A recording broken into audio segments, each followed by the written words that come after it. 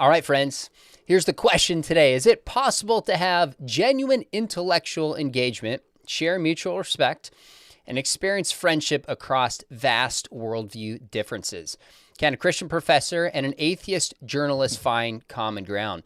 Well, you're about to find out. My guest today, Adam Davidson, is a self-described atheist New York media elite who's back on the show for the fourth time. By the way, Adam, I don't think my dad has been on the show four times. So thanks for coming back. Thank you. I think that makes me one of the nation's chief apologists. So that makes me thrilled. Yeah. Well, we are both apologists of a certain kind, but we'll get into that.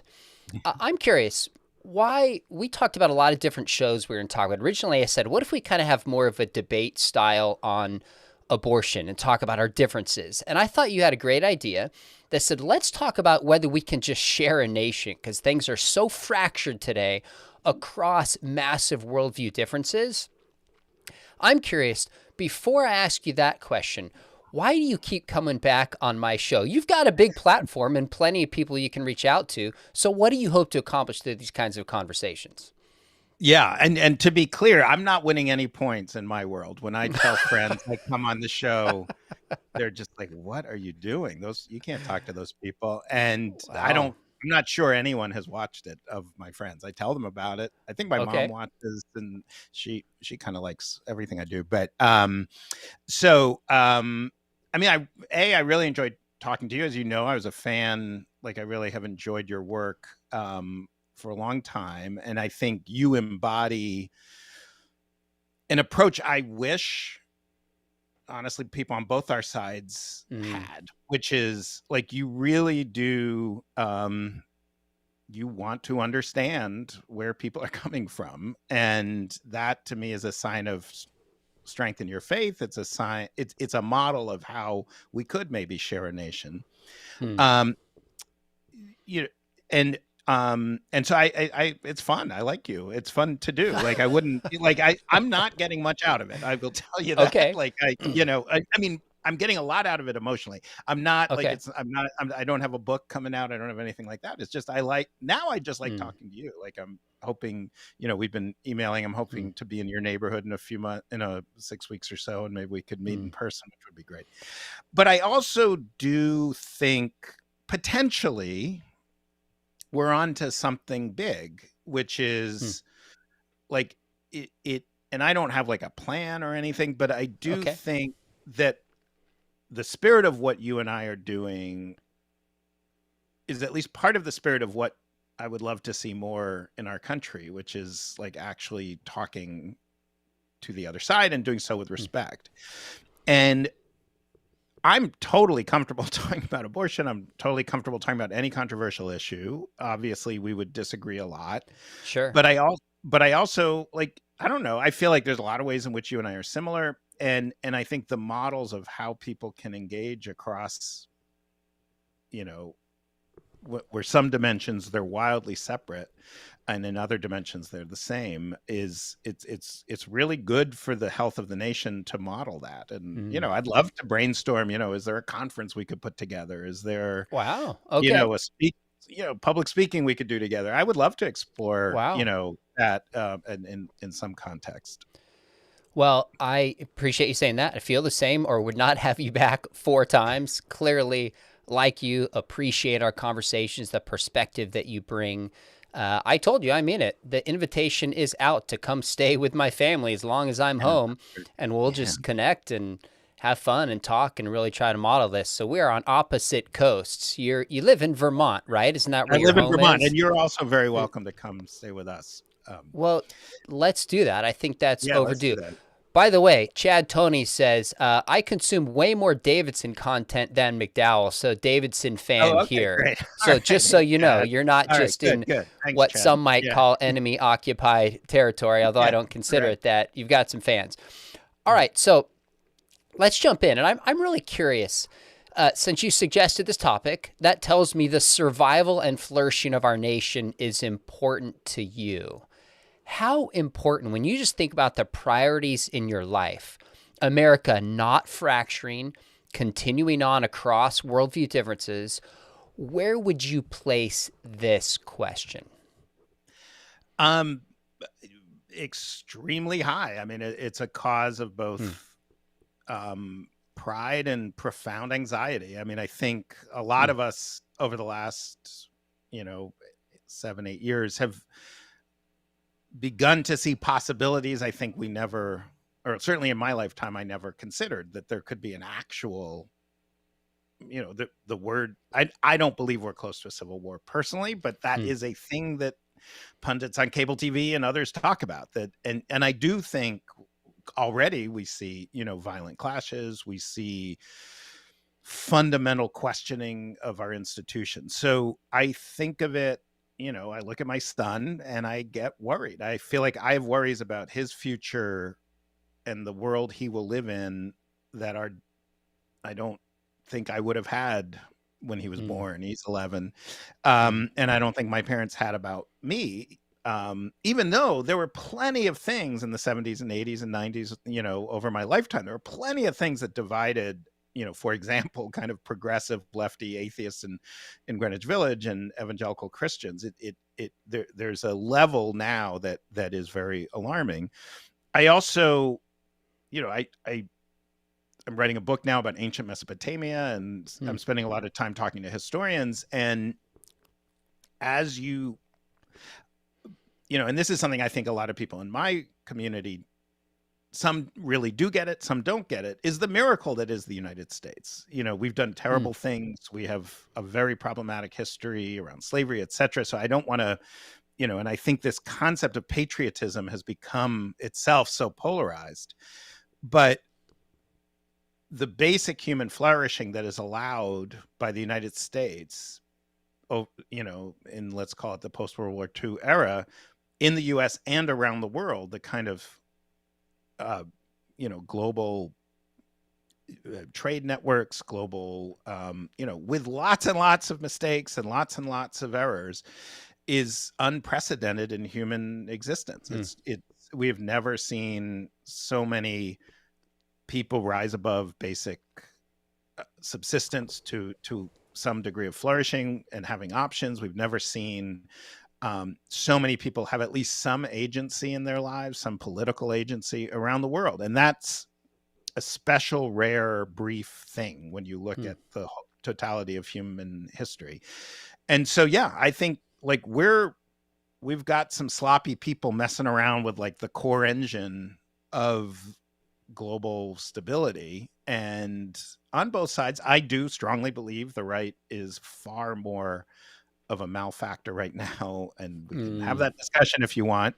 I don't think everyone on the right is, but I think when you see the real people questioning our basic institutions, threatening violence, et cetera, that's on the right. That's my view.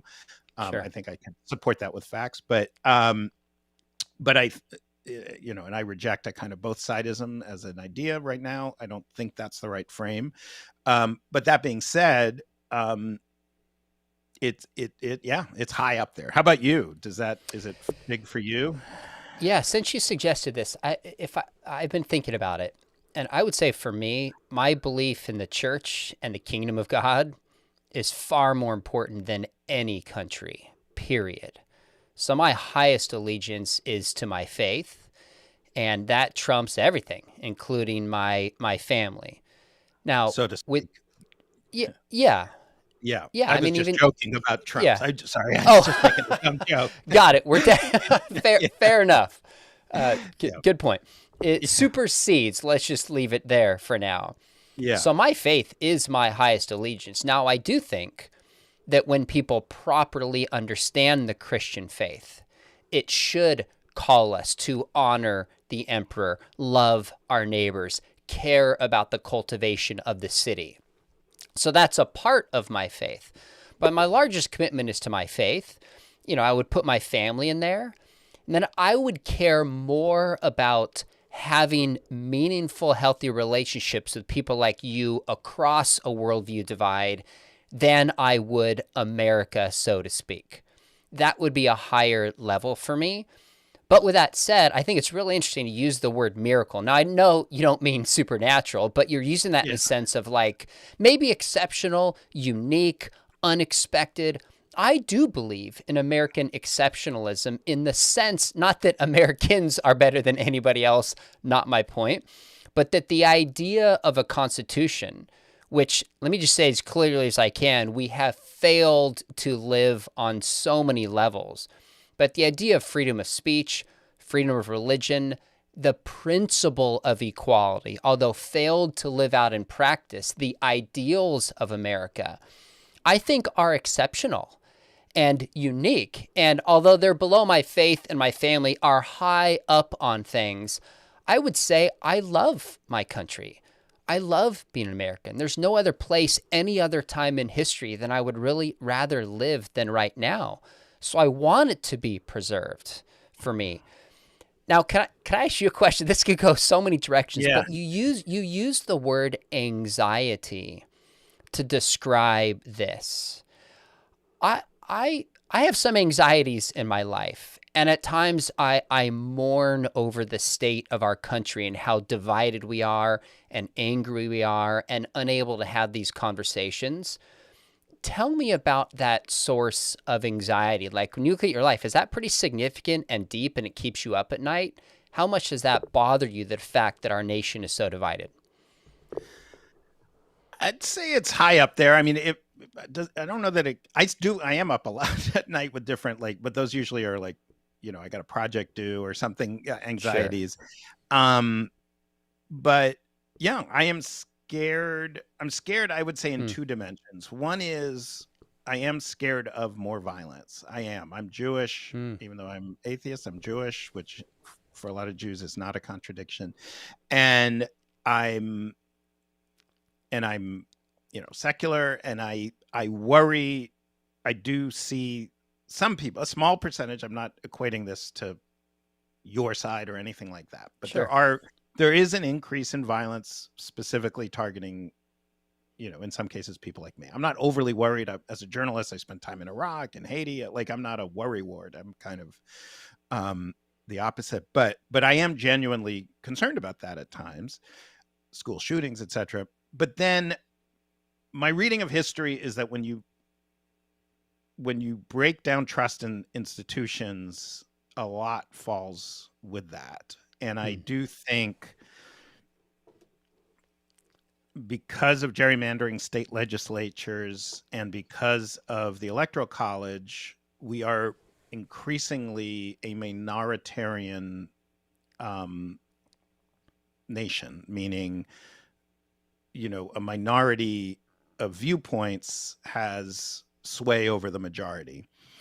And, this does get us to abortion, to be honest with you. I think, the surveys are pretty clear. We live in a country, like, if you said, early first trimester, fairly easy access to abortion, and abortion in the case of, the Supreme Court is out of sync with the majority of Americans, even the majority of self-identified Christians, even though that's a whole other conversation. If you take abortion, if you do take gun control, if you take LGBTQ rights, if you take, these made up nonsense things around, drag queens and stuff, where people who never seemed to think about it before, suddenly this is the most important issue in the world. And you take a kind of sloppy approach to our institutions, like our electoral institute, just how we vote, how our courts work. Like, when you look at how societies collapse, that begins to, like, those are signs of a society that is hurting. And when you look at, I spent a lot of time in the Middle East, and I learned to understand, not agree with or respect, but understand why some young Arab men would see their only path to be a suicide bomber. And I'm not justifying it. I'm not agreeing with it, but I do think, and I saw this in Haiti, when you see the future as a future of decreasing opportunity, decreasing political voice, decreasing freedoms, bad things start happening, like really bad things. So, and I guess that is a good point. Like, in my worldview, this is all I got, and this is all my sons got. Like, these, 70 years and 10 or whatever the biblical, like, this is what we got. And Mm. if this sucks, then my life sucked, like that is, and so maybe that is a fundamental difference. So yeah, I am very worried. I intellectually am quite worried about the climate issues. I have friends who are very actively worried about climate issues in a way, like I think about it, I feel it, but I have friends who are really, it's present. And I think there is something, when I ran a company, like some of the people in their 20s told me they weren't putting money away for a 401k because they didn't see any possibility of there being a viable economy when they turn 65. And I said to them, you should put money in your 401k. That's crazy. Wow. Like, you're wrong. But that mentality is very present in my world. And I'd say if you asked anybody I'm close to, on a scale of 1 to 10, how worried are you about the future of America? I think 7, 8, 9. I mean, it's that level of worry, you would say 7, I 8, would say it's 9. very high. And I'd actually, like my mom, my Interesting. wife's mom are really worried. Like people who are, I mean, they're both healthy but they're in their 80s and they're beginning to transition to thinking about, their grandkids' future. And they're really, really worried. So that fear is out there in a very real way. Maybe among us coastal elites, it's very potent. And I'd say every conversation, if you get a group of my friends together, Really, it's gonna come up. And so in that wow. context, when I'm like, oh, I'm gonna talk to my buddy Sean, who's an evangelical Christian, it's like, wait, you can't talk to those people, like they're the enemy. They're trying to, people don't say it exactly that way, but that's sort of the vibe. Well, some people say it exactly that way. Yeah.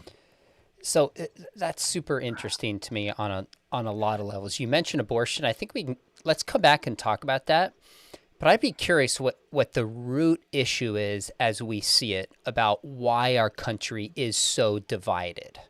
So there's different questions about whether the extent and damage of climate change, where we agree or we differ. That's a particular issue.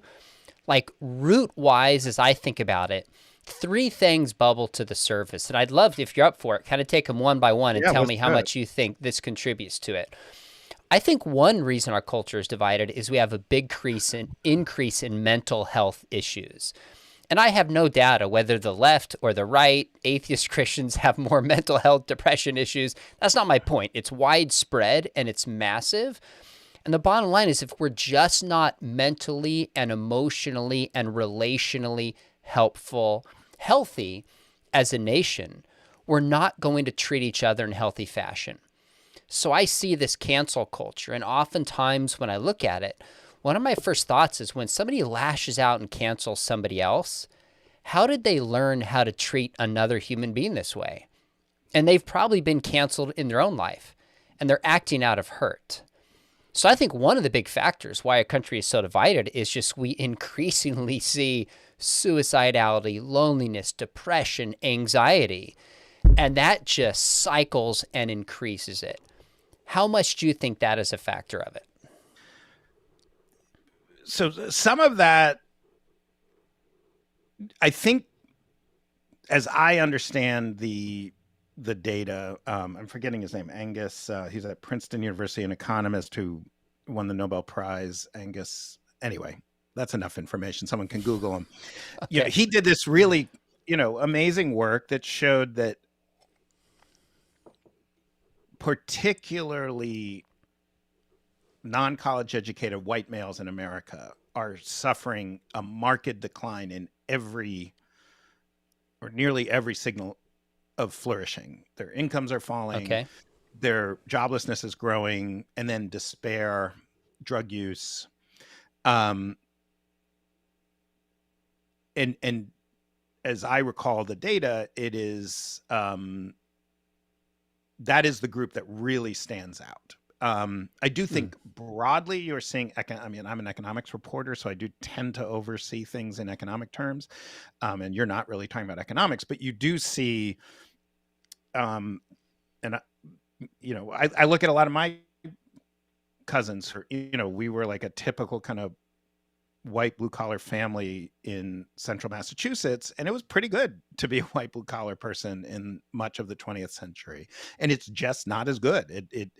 It's the opportunities aren't there if you don't have advanced training, if you don't have a college degree, et cetera. So I think, and that was very similar to what I saw in the Middle East, where when you really sit down with people and ask, like, why are you so angry?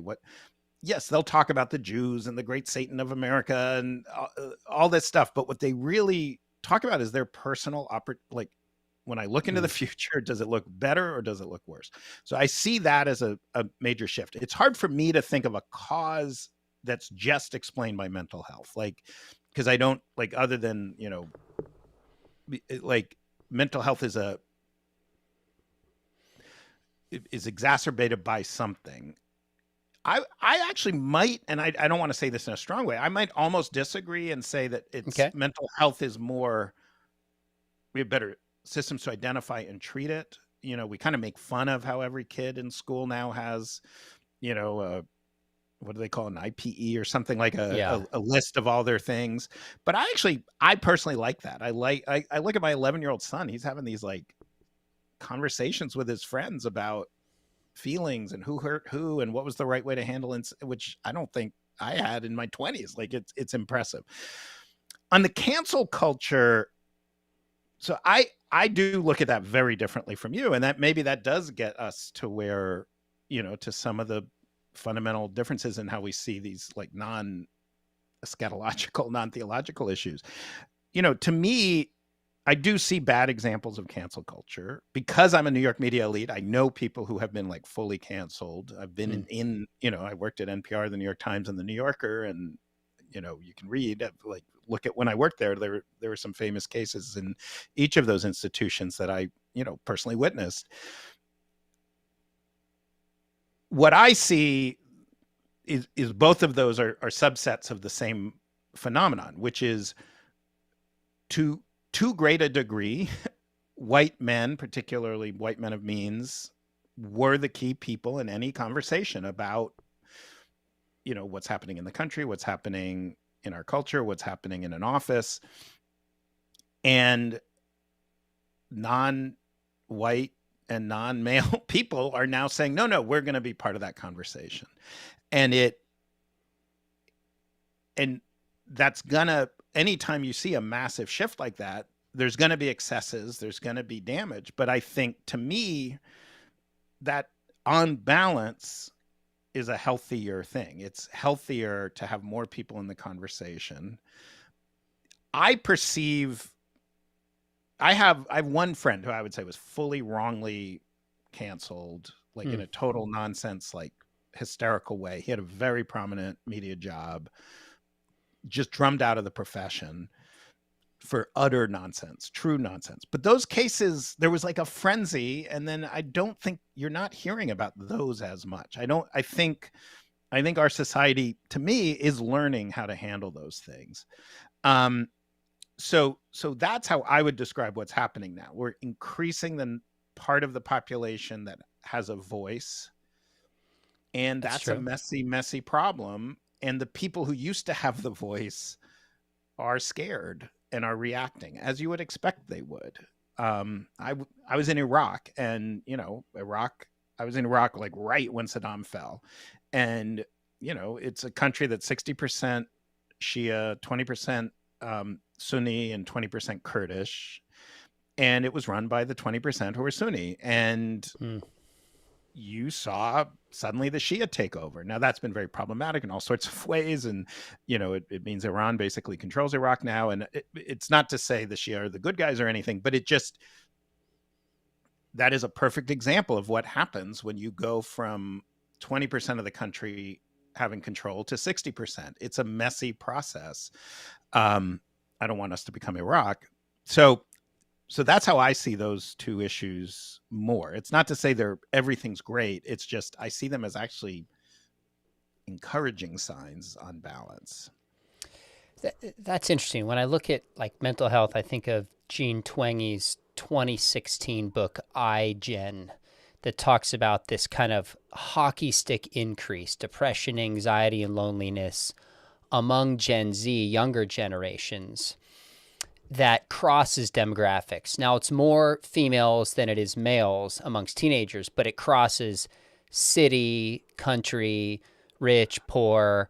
There's a larger cultural shift that's taken place. And what interests me is that, yes, you're right. It's positive that more people are talking about mental health that they didn't in the past.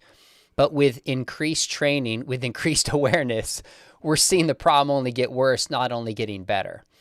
So I don't blame the division in our country on that. I'm saying this is one piece of the pie that as we see signs of less just relational, emotional, mental health, it's going to contribute to greater division. Because if we don't have a level of just identity and health and positive relationships in our own life, we just can't treat other people who differ from us kindly. That's all I see as one piece. I see that. If it's not causal, or we just don't know if it's causal, that makes sense to me. I mean, I would be curious, and I didn't read that report, but how much is just we're reporting more? I mean, I think, like, I do think I've been diagnosed with minor anxiety, like that's like a thing I've been diagnosed. But in high school, there was nobody diagnosing people with anything, and I was just like a nervous kid who fidgeted a lot. And now, if I was in high school today, someone would have identified, like, oh, you have anxiety. Here's how to work with it. And it's not so that's just, I wonder about that. Is it that more people have it, or just there's better services to identify it? Okay. But I do, and again, maybe I think about it too much in economics. You know, I do talk to college kids. I go to college campuses sometimes, and I only talk about economics. So it frames who's there and what we talk about. But there's enormous anxiety about everyone. Like, everyone seems to, in high school and college, seems obsessed with, like, they're really worried about their careers. They're really worried about their jobs. Mm-hmm. In a way, I don't remember people being like that in the 80s and 90s. And I think that is because we are going through a series of major transformations. There's a global transformation. There's a technological transformation. And yes, there's clearly a societal transformation. We are, you know, it probably in our recent history is most likened to, you know, the early 1900s and the dramatic shift from an agrarian society to an urban society. And people were freaking out, you know. Most people lived in a family context on a farm, and suddenly women are wearing pants and smoking cigarettes and having jobs, and there's all sorts of weird stuff happening in the cities, and people were really freaking out. So I think we are in a similar kind of structural shift that leads to this. Okay, let's keep going. I think that's helpful. I think we can agree that there's certain ideas about the world, whether the climate, whether, you know, our environment is being destroyed, whether our culture is being ripped apart. I would probably add certain spiritual beliefs to that also affects our mental health. And we're seeing more and more division on those issues than maybe we have in the past. What about the question of social media and how it contributes to this? Because I think our culture is divided. And let me affirm this, what you said earlier. The idea that more people have a voice than in the past, that the power has been spread out with things like social media, that's a positive thing. When people who typically didn't have a voice can have a voice, that's to be celebrated. I'm on board with that. But now that everybody has a voice and everybody has a smartphone, we all have to speak in on certain issues. In fact, we're probably told in different ways, if you don't take an opinion on this, you're going to be canceled or shamed or attacked, whatever that issue may be. I see on social media, how do you grow a platform? By shock, by awe, by demonizing the others. I mean, having you on for this conversation will probably get a ton less views. Although when you interviewed me, interestingly enough, it's got over 100,000. So people really did enjoy that. Yeah. But as a whole, if I did some video owning the atheist and putting him in his place, I'd probably get 10, 20, 30 times as many views, which can translate to money and platform. So it's like the system has built itself. And I'm sure in the news media, you always, if it bleeds, it leads. Now more than ever, we got to shock, got to grab attention. Someone's going to click to the next thing. So it's built in demonizing the other to have a business that even works. That might be one of the top two. I have one more I want to add to this, but I think that's one of the biggest reasons for the division. Agree or disagree? Yeah, no, I do agree that is, I don't know where I'd put it in the causal, but yes, that's a huge, and I joke with you whenever we email about scheduling these. I'm like, come on, man, we could make so much more money if we just yell at each other. I know. Yeah, we could, and that, I told you in our previous conversations, the big public atheists are, I don't think they really represent the average atheist, because most of us are not walking around like making speeches about atheism and like wanting to like humiliate William Lane Craig, which is very hard to do. So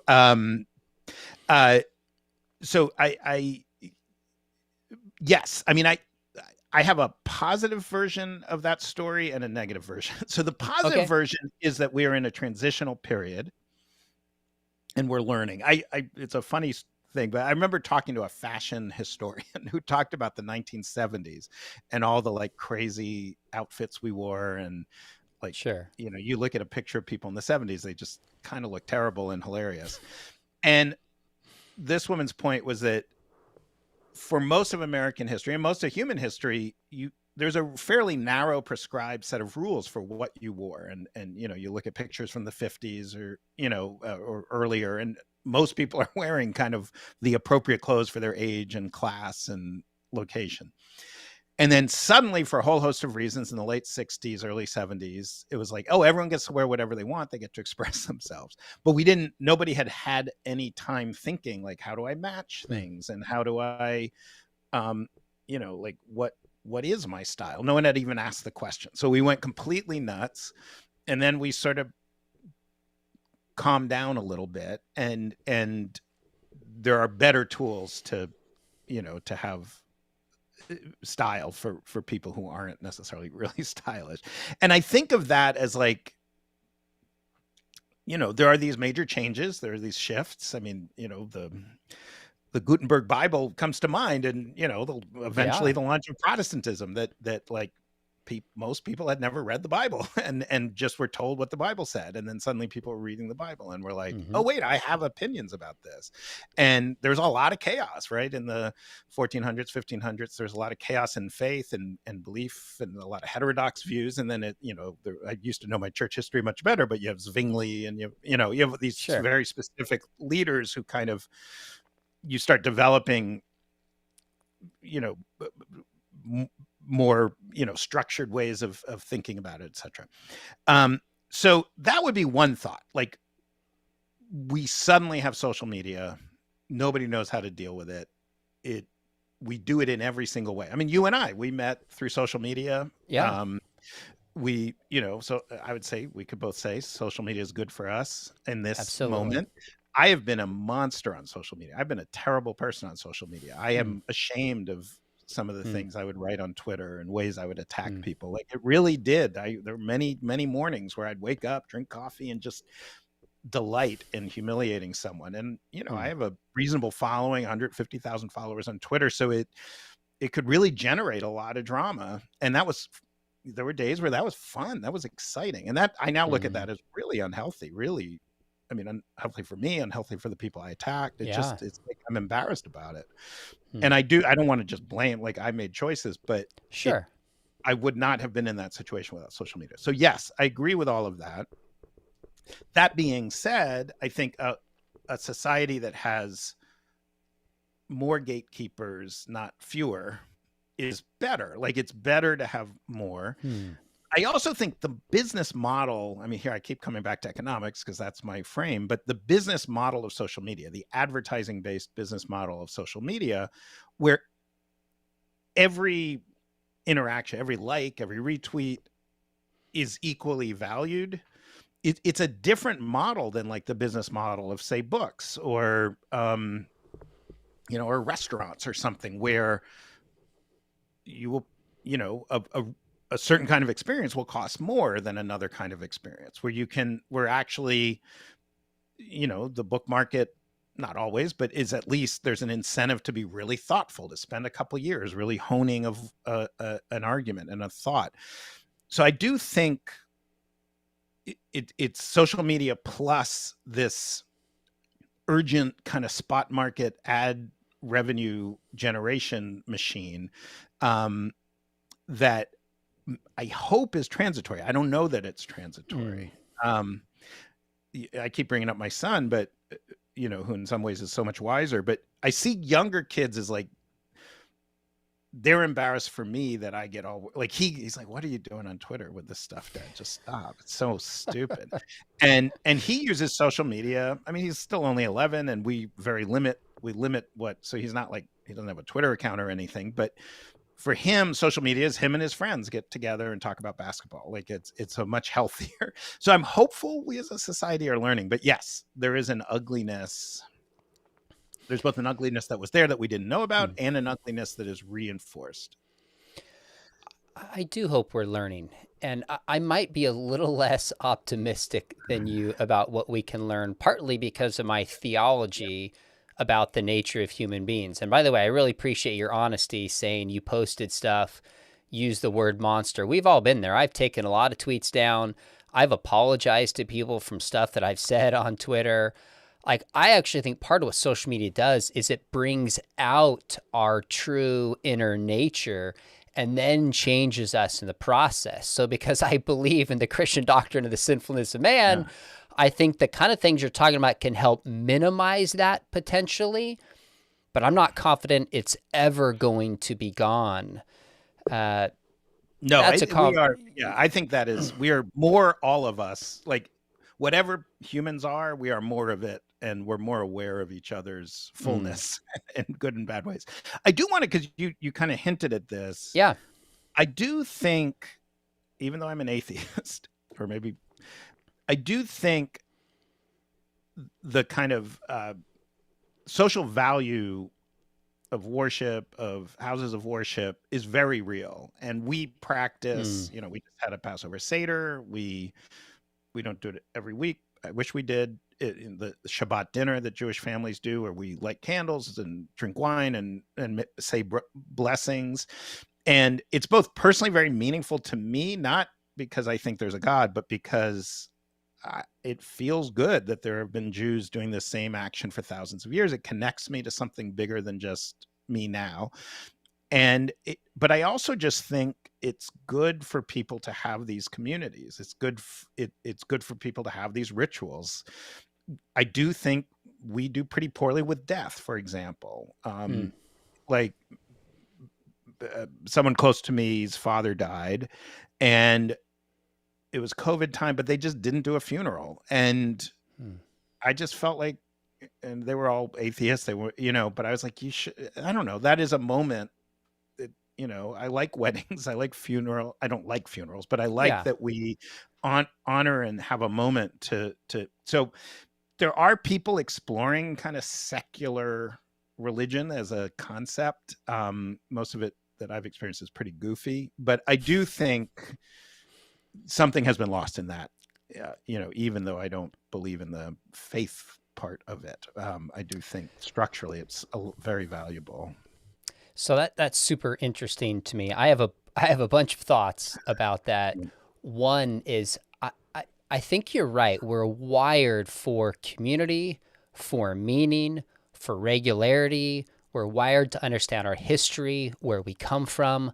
That's a part of what it means to be human. We can't get away from that. Now, to me, that points to something deeper that I think we are made for. Of course, the apologist in me is like, yes, this makes perfect sense. Within the Christian story, we would yearn for this. So I'm curious, and I guess I'd say I'm skeptical that this is going to work in an atheist community because of the past. I haven't seen it work.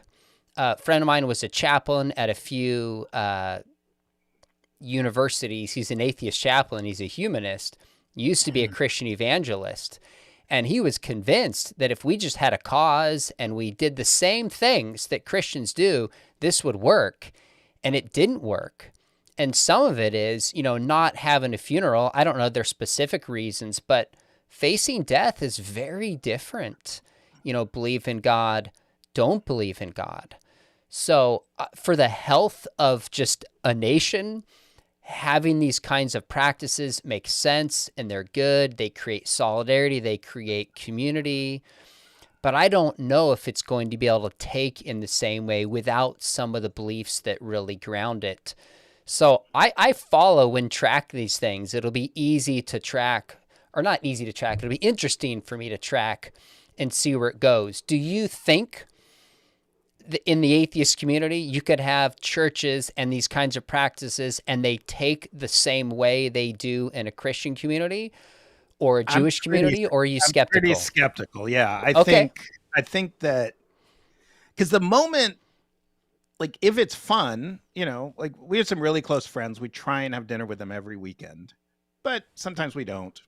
And sometimes we're tired. Sometimes we're this, sometimes we're that.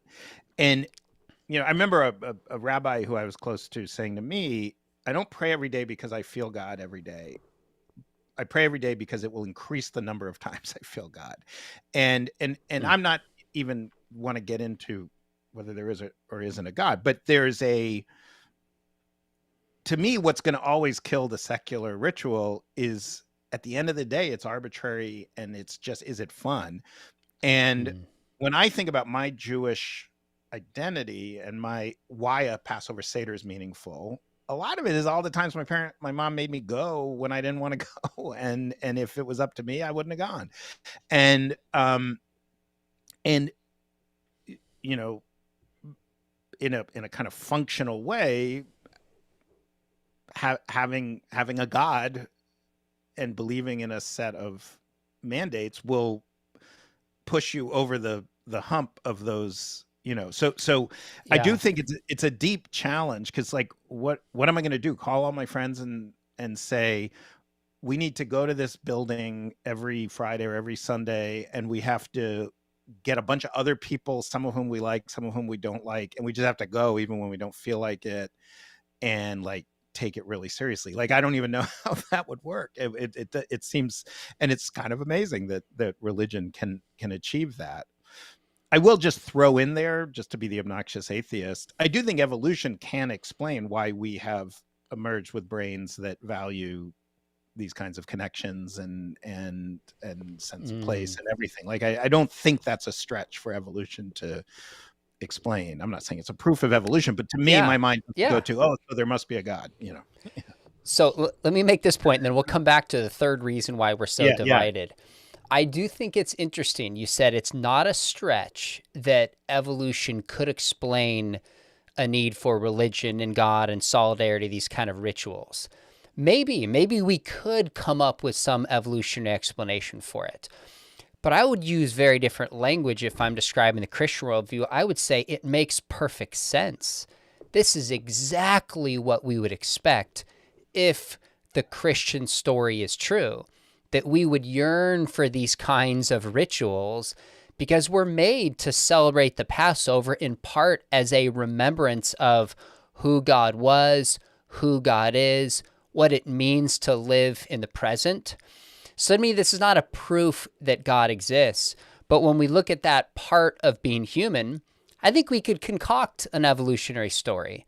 But I think when we look from the perspective God exists, we go, this is exactly what we would expect. We don't have to concoct it. We find what we would be looking for. Now, do you think I'm crazy? Do you see it differently? I mean, I think I don't think you're crazy. I think where my mind goes instantly is, does ritual really great? Muslims, Catholics, Jews. Agreed. And so, and this is a whole other conversation, but it would take a long time for me to get to Christian as like, even if which I'm not, even if I granted, okay, maybe that is a sign that there's some higher power, then why do we see it in so many religions? I'm now, because I'm writing this book about, it's about the early and middle Bronze Age. So it's, thousands of years before Jesus, who was in the Iron Age, the late Iron Age. There's a lot of those elements, long before Jesus, long before Judaism, long before any currently existing religion. So I also think like evolution is tough because I mean, it's not tough. I believe in it. I think it's very robust scientifically, but it's hard to come up with simple stories for very complex behaviors. Like they do now have pretty solid evidence of, the bird beak length and how it changes due to, conditions and stuff. It's something you can measure and you could look at what they're eating. But really, we don't know the brain well enough. We don't know what, there's a lot of stuff we just don't know. And so, yes, there are going to be many times when a science believing atheist is going to say, oh, I don't know. The jury's out on the explanation of that, but I'm comfortable with that, that. Sure. And Christians do too. We all hit a point of mystery that things we can't explain. I think when you said, but about Catholics and Muslims, I would say, again, that's exactly what we would expect. I don't think our desire, really need for community and for these kind of rituals points towards Christianity. It's kind of a general revelation that this is a theistic universe and we've been made for these kinds of relationships. So we would expect it to find it in various religions of the world. Let's come back. That is, I feel like we could have that whole conversation. I think the third. Let's save the last 3 minutes to finally decide if atheism or deism is true. We can do that in maybe 2 minutes and 40 seconds. Yeah. Good. We'll come back to that. So the third one that I think, and again, I just want to know how you process this. I think one of the reasons our culture is so divided as a whole is because we're relationally divided. You describe where you grew up, you didn't know any Christians. Fine, that's where you grew up. That's not your fault. That's your community. I know a ton of Christians growing up who, when I talk about my relationship with you and other Muslims or atheists or New Agers, they're like, wow, I don't really know any. So in both camps, if we don't know people personally, if you don't know somebody across the political aisle, easy to demonize. If you don't know somebody across the religious aisle, easy to demonize. If you don't know somebody across the racial aisle or whatever distinction we make, then we stereotype and we put in a box. Now, our culture, the other thing, and this isn't, again, I love social media, but enables us to live in a certain echo chamber and surround ourselves with voices that agree with us. And then those voices on both sides rile us up to a certain narrative. Well, if I don't know somebody like you who is an atheist, then it's just easy to put you in a box.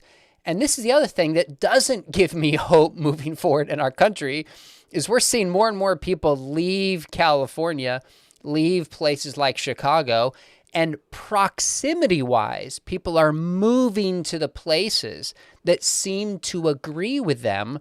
How on earth are we going to have a united country and real relationships when we don't even know people who see the world differently? If I had to target one, I would say that's at the root of it. So if we know people, the mental health issues become secondary. If we know people, the social media issues become secondary. If we really know people, even the political differences, as heated as they are, and we can come back to ones like abortion and how much is at stake with that. But even from my perspective, knowing people who are pro-choice and caring about them and loving them would at least minimally make me talk about the issue with more compassion and kindness, even if it doesn't make me soften my position. I think this is the root of it, a lack of relational closeness. And I think that's one of the reasons you reached out to me. Yeah, I couldn't agree with you more on this. Yeah, this is like so much so that like I'm ready to make it like a cause, but I don't even know how to do it or what it would be. Like I think that and we've talked about this in the past in previous conversations that it's such an ugliness reinforcing mechanism because we don't know each other. When your world pierces mine, it's very often an outlier, like the meanest, the ugliest, the most ridiculous, the Westboro Baptist Church or whatever. Someone who in no way would you or anyone you love or care about think of as a representative of your world. Or even, maybe it's Ralph Reed or it's people who maybe do have respect in your world, but are not, I don't know. I have no idea how you think about him and we don't have to get into it. I'm just saying it's, just like like, I probably agree with Christopher Hitchens on a lot of stuff. I definitely agree with him on more stuff than I agree with you on, but that's not my style. And that's not like, Right. if I wanted you to think of like, what's Adam's way in the world, like that, I think he's hilarious. I think he's brilliant, or he was. I think he's brilliant, all of that. So I'm not here to put him down. I'm just saying that's not, he's the one we send, you know, or Sam Harris or whatever. And, or we don't send them, right? They send themselves. And that's really not the vibe. That's not what we're doing. So yeah, I see it right now. And I think there were stabilizing forces in the past. I do think it was more likely that someone in the 60s and 70s and 80s would, you know, because kind of just being an atheist, being a progressive. I mean, I lived it. I literally lived it. I was in Greenwich Village in the 70s when we really created a radical progressive culture that was all encompassing, you know, and where you could sort of just not engage Christianity at all. Like, it just was not a factor other than this alien thing. So yeah, I think that's, and that one, like, you and I can do it, but you and I already want to do it, right? Like, I don't need to do it with you because you were already doing it. That's why I reached out to you. And I'm in a way like the best and the worst for you to talk to, because I'm already there. Like, I went out of my way in college to learn about evangelical Christians because I wanted to understand how they think in a respectful way. I'm an outlier in my world in that. So yeah, I don't know how do you make that, I don't know, how do you make that engaging? How do you make that fun? There's something that really bummed me out. I really liked the show, The Last of Us, the HBO show. And I haven't seen it.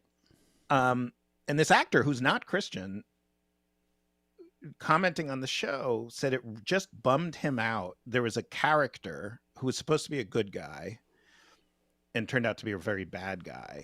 And this actor was saying the second he said he was a Christian, I knew he was going to be evil, because that is the logic of a certain kind of Hollywood film. And this actor, who again is not Christian in any way, was saying that is a bummer. Like, we shouldn't just know that as soon as someone says they're a Christian in a certain kind of film, just like in one of these, like, I've watched all the God is Great or whatever movies, which I find hilariously bad. You mean God is Dead? God is Dead. God is Dead. Yeah. I mean, it's like a comedy. It's like there's no truth to any portrayal of any atheist I've ever met. Can we do something together? Maybe we should think about, like, what can we do? How can we help this problem? I'm pretty despairing about it. That's fair. I don't have a solution for you, but I have one idea I'm going to float on air. I think you and I should write a book together. Oh, that could be really fun. I'd be into that. Here's what I mean by this. I literally have books committed into 2024 projects, separate stuff, which is fun. But I think we should take a book, 10 topics. You pick 5, I pick 5. And we just go for the diciest topics, whatever they may be. And we go back and forth and just model real disagreement with substance, but respect for one another. I love that idea. I really do. Out of that, we make a commitment that on my side, Biola University would host you in a heartbeat. I'm going out on a limb and saying this. If you were in town and I said, hey, I've got this atheist journalist, they'd be like, oh, bring him over. Let's have a conversation. Like, we would love that. Churches would love this. My friends, my community would be intrigued by this. Not all, but outside of the big voices of people that tend to get the press, I think the vast majority of Christians, Adam, really want to know, how do I better love my neighbor? They really want to know, how do I help my kid who has a different view of sexuality than I do? How do I love somebody who's pro-choice? How do I reach out to somebody who's an atheist? Like that, I think the vast majority of Christians want to do that. They don't know how. They haven't seen a model of how to do this. And they're hungry for it. And so I think it would be us, we both have to take certain calculated, wise risks with our own community, invite each other into it, so to speak, and then just rightly defend one another. You did that for me on Twitter. I think somebody was like, this was new for me. I think it was the first time we had a conversation. Somebody's like, why are you platforming him? And I honestly thought, wow, I think I'm a pretty nice mainstream guy. I guess in some people's world, they're really concerned about me. And you defended me. I thought, wow, I've got this atheist friend of mine defending me publicly. You took that risk. So I think we'd have to both say, me on the Christian side, I'm bringing Adam in and I don't expose him to this and carry that weight. You'd have to do the same on your side. Yeah. A book, I think, would kick this off, and then we could just do a whole bunch of different shows out of it. I think other people would enjoy it. I'm now very excited about this. I honestly think my side will be worse. I don't think the average person in my world is all that curious about the average Christian. Wow. I think they know him, they've figured him out, and they don't like him. I would guess that is, and so, I mean, I'm happy to take the risk, but I am taking a risk. Like I will get everything. You know, how could you that whole phrase, how could you platform this guy who wants to control women's bodies? And, you know, I wildly disagree with you on abortion, but I don't think your motivation is to control women's bodies. I think you genuinely believe you are saving human beings. And, you know, I think you're wrong on the science, and we can do that at some point. Let's do it. But I think I could stand in front of my community and say, no, he would much rather not control women's bodies. That is not Sean. Maybe someone else wants to control women's bodies, but that is not the frame. That's the wrong frame. He wants to save. He believes that even in the early stages, this is a human being, and he believes all human life is precious. And then the next question I'll ask is, well, is he for gun control? So it'll be, I do believe I will have a much better reception at Biola than you will have at my community. But what I can promise is I will be a stand-up guy and platform you, you know, to do this. Because I do think like that point is necessary to get across the sort of modeling how can you and I, and this is like no joke, like in my world, abortion is one of the most important issues to all the women I'm close to, and to me and many men. To you, it is literally slaughtering on, like, what could be a harder thing to talk about? And if we can talk about it without trying to, there's zero chance I'm going to convince you. I'm pretty sure there's little chance you're going to convince me. So it's not modeling agreement, it's modeling disagreement, which is even harder. I love it. Let's do it.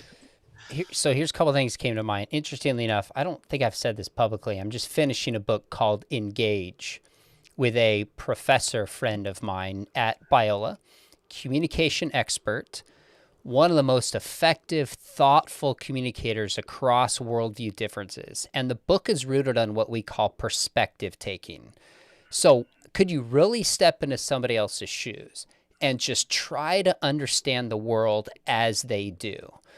And for me, it's kind of an incarnational, meaning God stepped into our shoes to understand the world as a human does, so to speak. There's a Christian backing for this kind of communication. Now, reason I'm saying this is that book, we kind of timed it to come out around the elections. If we followed up with something, it would make perfect sense. Now I'm going to model this and we're going to do this. It would fit, and amidst my writing things, that's something I would commit to. Now, I don't know who has a greater risk. You do or I do. I can't answer that. I mean, the fact that we've done this on my YouTube channel probably is somewhat indicative, maybe, but I can't speak for your side. What I would have to do is I'd have to say to my audience, hey, you realize he thinks the idea of these drag queen show story hour is ridiculous, and I forget the words you used. Before you disagree with him, I just want you to hear him out and at least understand where he's coming from and why. Now, there's a lot of Christians who are not going to be happy with that. I'll take some heat for that. Fine. Whatever. So I can't say who does more, but you're right. We both are taking risks. I did not mean to say, I was more saying, I think there will be more. Yeah, I do. Sometimes I teach like storytelling and communication. And the first thing I say is, does your audience understand just the nouns and verbs you're saying? Do they understand your perspective? Like, before I get to the super fancy argument about how evolution can explain, you're exactly right. Like, am I literally making myself clear? And just, do you understand the words? Leave aside whether you agree or not. That can be irrelevant. I think I've mentioned to you, I find this super easy to do when I'm a foreign correspondent. Like, when I was in the Middle East, I could sit with someone who loved Osama bin Laden, wanted to kill every Jew ever born, and I had zero emotion. If you had a heart rate monitor, it wouldn't change. It was very easy for me to just, and again, I'm not agreeing with them. I mean, sure. What I found is, during interviews, I kind of turn off I'm just getting information. Then later I'm like, God, that guy was crazy. That was terrifying. But when it's in America, I do get emotional. I do get upset. And so that's going to be interesting. So yeah, let's talk soon and figure out the game plan. And I'm happy to put it off a little, because I do have this book as well that I want to tell you all about ancient Mesopotamia. I think you find it awesome. But you've been hitting at this for a while. I do want to hear about it. So you might have seen, I just did a video last week responding to 12 pro-choice arguments. Yeah, I did watch it. Yeah. And I put a short clip on Twitter, and somebody writes, he just wants to control women's bodies. I'll be honest with you, Adam, that is so offensive to me. That is a lazy, knee-jerk reaction that when I look at that and I think, really, you haven't even taken the time to understand what I believe, why I believe it. And given that life is at stake here, like, shame on you for that response. For me, if I were wrong about the issue of pro-life, I would want to make sure I've looked at every single argument and can justify why pro-choice is right because of what's at stake. And I don't feel like so many people even take the pro-life argument seriously. Now, one reason might be is that pro-lifers don't often make a good pro-life argument and just point to the Bible. So probably a huge amount of the blame is on us. And I'm not saying this goes one way versus the other, but we'd have to be willing to push back and say, you know what? That's a lazy argument against the other side. Yeah. The other side deserves better. Hear them out before you respond. Yeah. And that is, and there's a million, like, let's just say I wanted to make the case that Sean McDowell really wants to control women's bodies. There should be some evidence that is, like,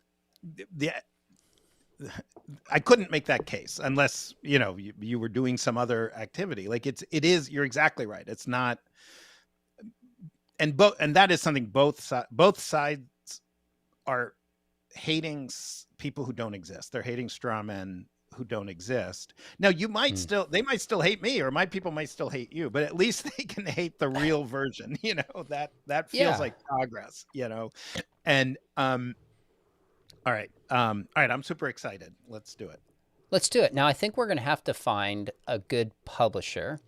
There's plenty of Christian publishers who would do this, but I'd love to get and I don't even know who it is. In some ways, these are details we can talk about later, but let's get a non-Christian publisher, one that feels like somewhat medium ground, that's not taken aside.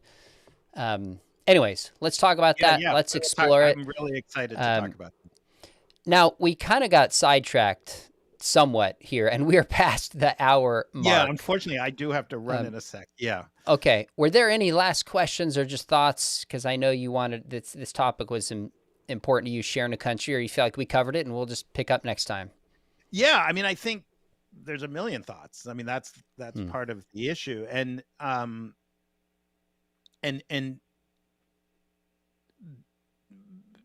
the fundamental thing that I'm trying to think about is it's sort of, what is the framing that is potentially impactful. So there is running to the hardest stuff, and I think for a book that's definitely the right choice. But there's also, like, I think you and I, like, part of us getting to become, I think I can say, friends, is talking about our kids and really 100%. Relating, finding the areas where we relate. I think you and I also, like, there's things we share that are we both are really curious about people in other worlds. We both have done a lot of work to understand people who are unlike us. That's an unusual thing. That's something we share. So in this building, like what are the ways to develop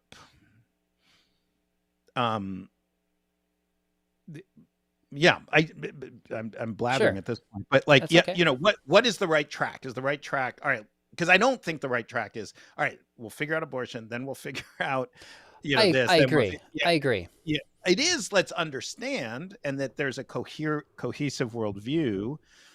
I think the one thing my side has going for it is we don't believe in absolute truth, and so at the very least, we should be intellectually open to recognize. You are trying to do the same thing we're trying to do. You're trying to make sense of a world, in our view, that is a world that is ununderstandable. So like that should give us more empathy for someone, even if we think you're wrong, that you're not like, anyway, but let's get into all of this. Yeah. Let's do it. Hey, let me end with this. Folks, write comments in what you think a good follow-up conversation would be for Adam and I to have. What if we just had a conversation where we literally just talked about what does it mean to be a dad? What does it mean to be an atheist father? Does that look any different than a Christian father? What does it look like to be a good husband for you? What are your hobbies? I mean, it's not deep, but what would folks here find that interesting? Because a lot of what I do on this channel, when I started this channel, Adam, I was told that I had to be shocking and in your face to build a channel. And if I did that, my channel would be a bigger. But I've had a lot of people say it's a breath of fresh air. They appreciate the approach. Those are the folks I want to engage and equip. So let us know in the comments what you think would be helpful. If you think the book idea is a good one, and what kind of conversation you'd love to have us have and explore in the I would love that in the future. And if, you know, I'd say if 1,000 people send $100 each in, then we'll yell at each other. You know, so you can.